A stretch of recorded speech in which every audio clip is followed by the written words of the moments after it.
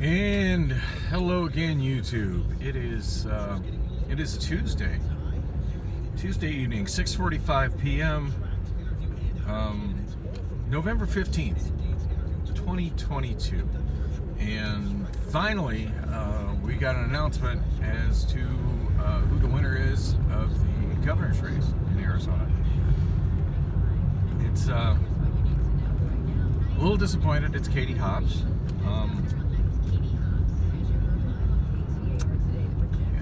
I'm expecting a whole lot of nothing to come out of that because both the Arizona Senate and the Arizona House are completely packed with Republicans. So generally, what happens when you've got both of the legislative branches filled with one party and the executive branch with another, is absolutely nothing gets done.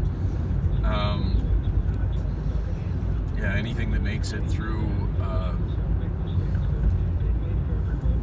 the House and the Senate is that Dems don't like is likely to get vetoed, and anything that Katie Hobbs wants to get ran through as legislation is just not going to make it. So looking at potentially 4 years of not much happening, which may be a good thing. I guess the bright side is she'll probably just roll over and do nothing about the border while the feds do nothing about the border. But as bad as it is right now, I don't see where it can get too much worse. So there's that. Anyway. I voted. There's not really much else I can do other than just go back to not giving a fuck. Because as John LaJoie put so perfectly in his fake commercial, which I will try to remember to link in the description, not giving a fuck is awesome. Things that distress you,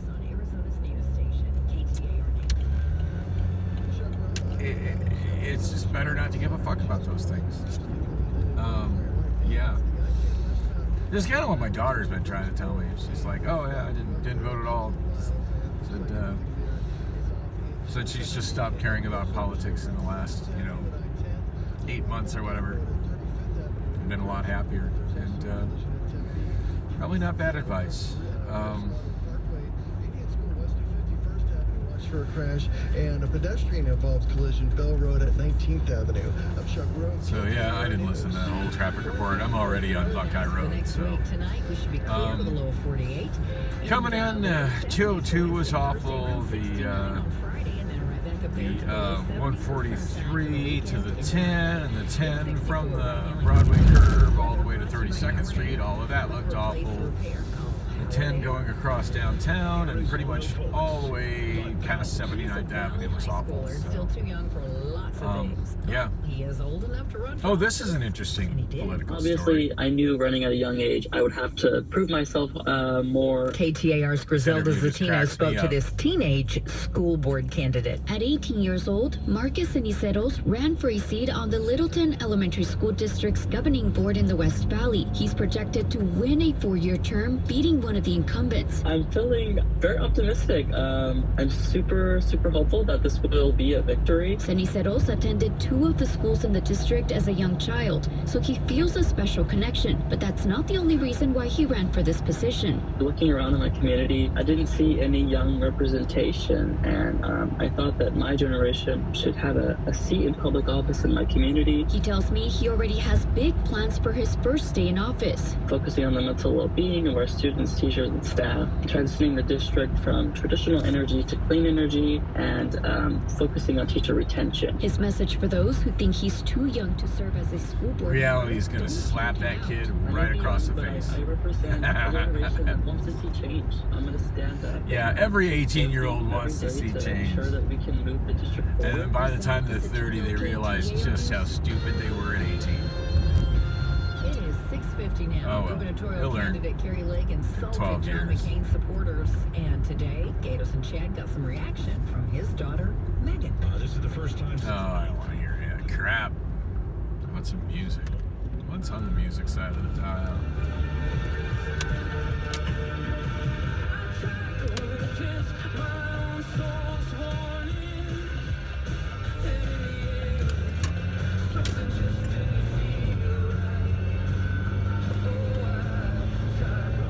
There's the Route 13 slowing down traffic a little bit. Which is my bad for not paying enough attention to the road far enough ahead of me to not be stuck behind it.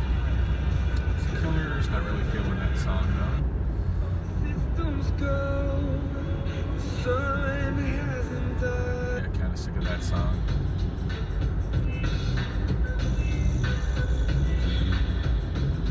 Always seem to land on the throwback station. R&B throwback station. 1, 2, 3 into the 4. Snoop Doggy Dogg and Dr. Dre is at the door, ready to make an So, anyway, yeah, it's the governor's race is called. Whoop-de-doo. I wonder if there's still people protesting down in front of the county recorder's office. Still am bewildered on any video that I see about how long it's taking to count up all the votes in Arizona from on YouTube, and how somebody is like, oh, those Democrats, and how they're just completely blissfully unaware of the fact that the county recorder's office in Maricopa County is run by a Republican. Not only a Republican, but an elected Republican. And then there's somebody had left a comment on one of them asking, well, who isn't it allowed for mail-in ballots? And to which I answered, our Republican state legislature about 30 years ago. And it was like, well, maybe I didn't phrase my question correctly. Reply to me, he goes, well, maybe I didn't phrase my question correctly. Who wasn't it allowed for all the mass mail-in ballots this election? And to which I replied, as I said, to Republican-led state, the dominantly Republican state legislature about 30 years ago. What so many people, and of course the thing is, YouTube, you've got such a just nationwide audience watching Arizona stuff that are just clueless as to how things work in Arizona. And unlike a lot of states that changed their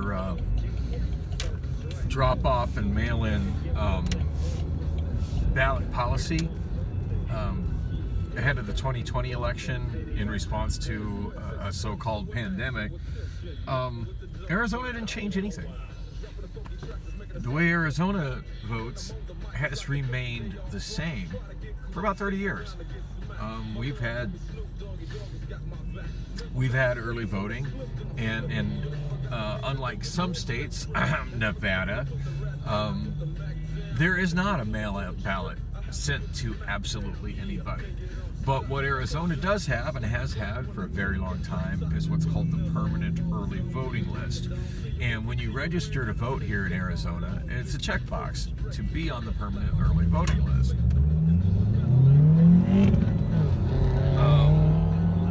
A lot of voters choose to check it just in case. Just in case. I don't know about y'all. I like having options. There's an Amazon truck. I guess that's another Amazon facility that I wasn't aware of, right there on the right. Anyway,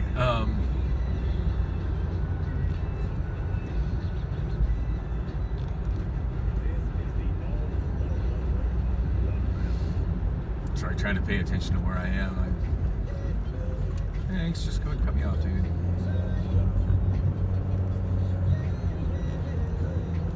So So many of the streets in this part of town just look the same, and sometimes I just get a little off where I'm at in the grid in my head.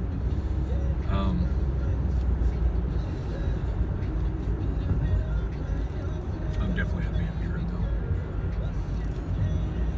But old. Anyway, I've seen a couple familiar landmarks.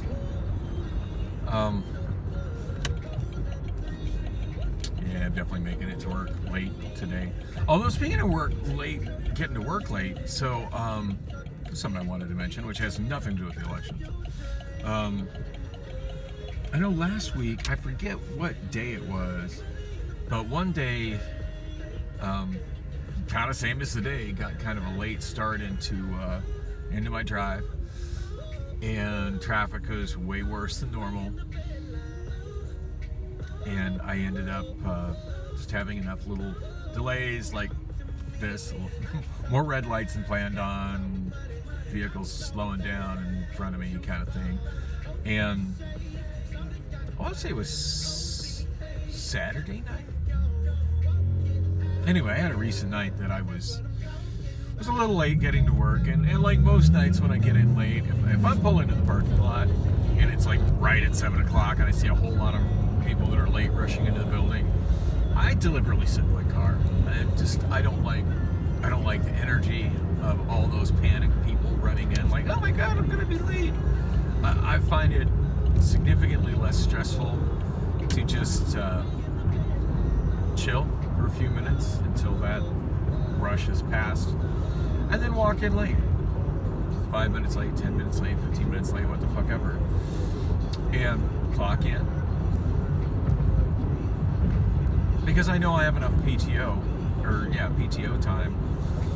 At this point, I'm no longer at risk of worrying about anything with UPT unpaid time. My low balance, that I work so much that's no longer at risk. Oh, and I did learn today, thanks to the Amazon FC subreddit, that there's a maximum amount of UPT that you can hang on to. Once you've banked 80 of it, it just sits there 80 until you actually use some of it. So that's good to know. I feel like I'm letting it go to waste if I don't use some of it, right? And I'm probably using some this Sunday to do the Christmas party, but that's a whole nother deal. Anyway, yeah, I'm not getting any more PTO, and I don't believe I start getting any more PTO until next year, January, which, granted, it's only a little over a month away. But I still have, I want to say, about 9 hours worth. So to throw 15 minutes on is nothing. And so, yeah, I'd rather just walk in, 10, 15 minutes late, comfortably, and the next day or two, put the PTO on it. I mean, I always say, I'll do it on my next break. Yeah, I usually don't.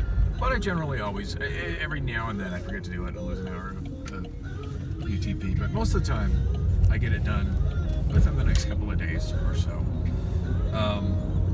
Anyway, I hadn't got it done yet for the time I was late a few days ago. And and the beauty is, unlike other places of employment, as long as you handle it like that, Amazon treats it as if you have perfect attendance.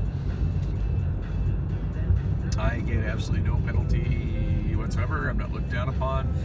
My management doesn't even notice or give a shit. As it is, I'm pretty much universally loved by all the management in this building, in spite of some of my negative outspokenness at certain things. Although it seems most of the things I'm kind of negatively outspoken with about management, most management agrees with me on. So, even if it's stuff that they're really not supposed to agree with me on, I've had a lot of the guys kind of look at me, the orange vest and the red vest both just kind of look at me and nod their head and like, you're not wrong. So, yeah. Anyway, so I went in and talked to HR because I forgot to clock out for lunch. I do that more often than I really should. Some days I'm just so focused on going and getting my food and taking a break from work and working on my YouTube channel and replying to my Reddit inbox and that sort of stuff that I forget to clock out. Right in the break room, forget to clock out. And of course, if I realize it like halfway through my break, there's no point in doing anything about it then. I mean, I could go talk to HR then, but then I'm just wasting my break talking to HR. Not my idea of a good time.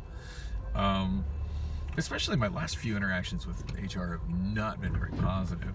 So, anyway, So anyway, I hit the time clock at the end of my break, which of course turned what should have been a punch in into a punch out. But I made a point to do it right on time, right at 12:30. And yeah, it's so late I missed my favorite row to park in. If I don't park in this row, I always have trouble finding my car after work.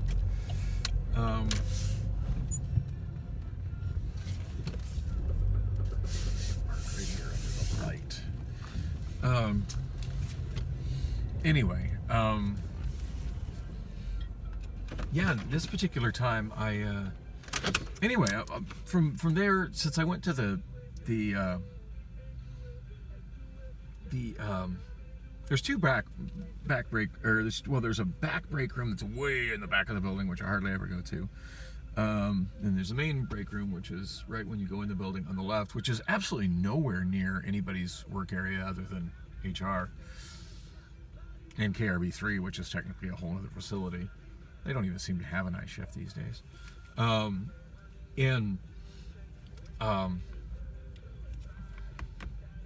then there's the two remote break rooms. I usually go to the small remote break rooms, especially if I have my own food, which I usually do. Not tonight, though. Tonight they're serving us Thanksgiving dinner and giving us a 45-minute paid break. Hell yeah, not taking VTO tonight. I'm looking forward to getting fed. Thank you very much. Anyway, so I usually go to one of the small break rooms. Anyway, I'd gone to the small break room on the north side, which is right next to where fluid starts, right next to dock number 339, which I've talked about many times when I'm talking about doing totes. It's its own thing. 339 is really its own thing, and I haven't got to work 339 hardly at all since I've been back to driving, which is fine. Like, that's kind of where they put the new drivers to kind of learn how to drive, so I can accept that I've moved past that, but I do miss it. I enjoy working dock 339. Anyway, break room right by there. Coming from there, like, since I made a point to clock out right at 12:30, or punch the clock right at 12:30. I got to the stand-up area, which is just a little bit closer to the main entrance from there. Basically, it's at the other side of all the south side outbound forklift loaded docks. North side, my bad. Always confusing inbound and outbound, north and south, because it's, I'm that way with the opposites. Anyway, so I get to the stand-up area, and it's really obvious that, like, nobody's really there for stand-up, but my manager is there, so I told him, it's like, hey, I forgot to punch out for lunch. Is it cool if I'm not going to be missing anything important if I run and handle it with HR right now, am I? He's like, no, go for it. So I went, and not only did they handle my lunch punch mistake, which of course they were going to do, I wasn't worried there being any issue with that, but without me even asking, she corrected my timing error when I was deliberately late. Well, I mean, not deliberately late, like I was late because of traffic, but like right now it's 7:04 and I'm deliberately chilling out here so I'm not caught in that insane rush of people trying to clock in the grace period. Fuck the grace period, put some PTO on it. But yeah, on the bright side, I didn't lose my UTP, didn't lose my PTO. She just adjusted my time punch as if I got there right on time. So thank you, lady in HR. Made my absolutely made my night.